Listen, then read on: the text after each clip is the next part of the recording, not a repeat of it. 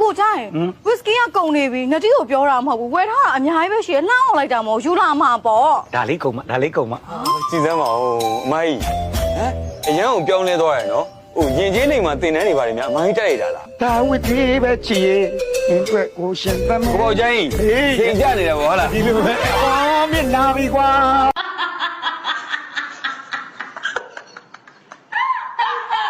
ငငယ်လေးတွေကဘယ်တော်ရဲ့ဝင်းလုံးသားမှမစားဘူး ကလေးစားတွေမစားဘူးတို့ ဒါပဲ တိုင်းမင်းတို့ကဘာစား ဟောရ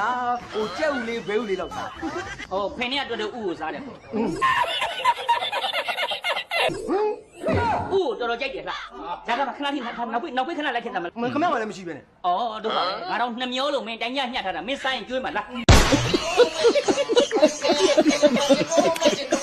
ကိုတော့ ဟုတ်ကဲ့ ကိုမူ အုံမူ ဟာ ကိုတောင်းတယ်ကို ခင်ဗျားတို့ယူကဖျားပွဲတော့တော်တော်စီမှာပဲနော် စီချက်ကပြောမနေနဲ့ကိုမော်ရေဘုရားဘူးစနီးရဘုရားပွဲဆိုတော့အရသမားတွေးကျင်လို့တော့ရှောင်လို့မလွတ်တာ မလွတ်ဘူးဝင်းတိုးတာတွေးကြုံတော့မတွေးရဘူး နှစ်ခါခေါ်ခေါ်လေးနေပါဗျာ ဟုတ်ကဲ့ နော်ခင်ဗျားတို့အနံ့ကျွန်တော်ညှူဆွဲနေသလိုဖြစ်နေလို့